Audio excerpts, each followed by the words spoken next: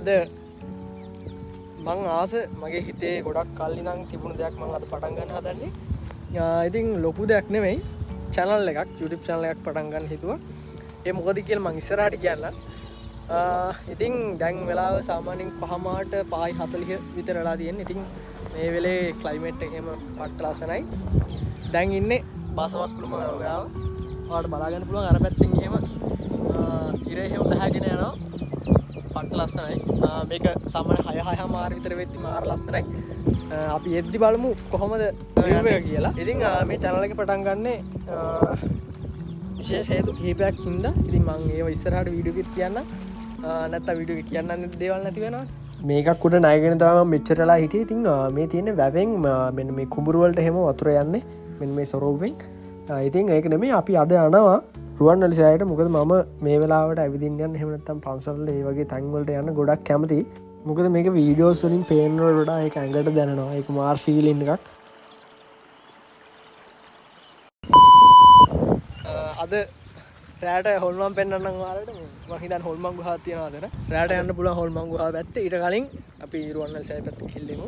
ආයෙ මේ පැත්තට එනවා. මොකද මේ තව ලස්සනයි මීට වඩා පොඩ්ඩක් කරුවල ගිහින් ඉන්නේ. අහස මීට වඩා මාර ලස්සනයි. පාලමන කළා එන්නට නොකියා මට කීවා.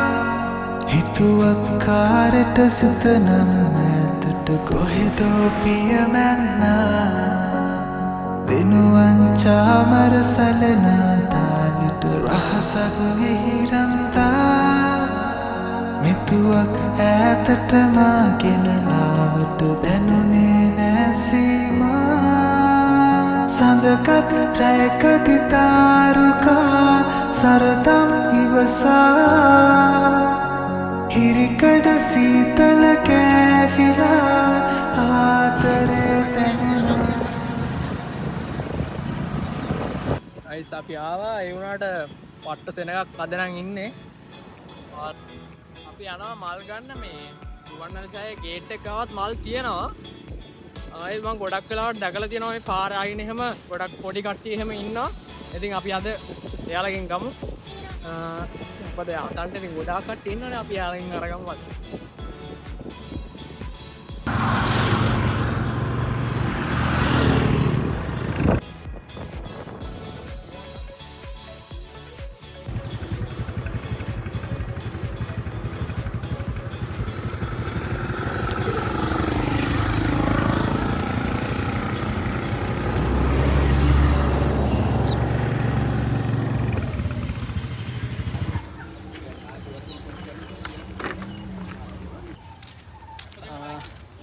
ගයිස් අද පෝයෙන් පස්සේ දවසට මොකද කියන්නේ? එහෙමක් තියෙනවද?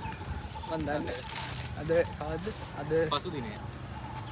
පෝයෙන් පසු දිනය කියලා කියන්නේ මේ කොහොම හරි අද 14. ඒ වුණාට අදත් ගොඩක් සෙනග ඉන්නවා මේ වාහන නම් තියනවා සිඩි වෙන්න. හෙල්මට් දෙක. බයික් එකේ නෑ අද හෙල්මට් දෙක තියලා යන්න නැත්තම් ගෙදර යන්න වෙන්නේ නැහැ. පොලිස් මාව ලවඩා ගන්නවා. ගෙදර යද්දි ඉතින් හෙල්මට් දෙක තියලා යන්න.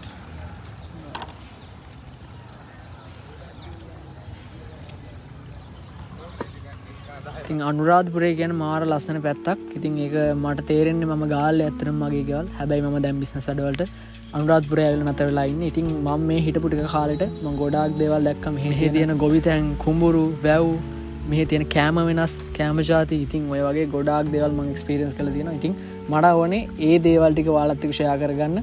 ඉතින් ඒ වගේ වීඩියෝස් මම ඉස්සරහට ගොඩක් අරන් එනවා. ඉතින් ඒකින්ද මේ channel එක subscribe කරලා තියාගන්න.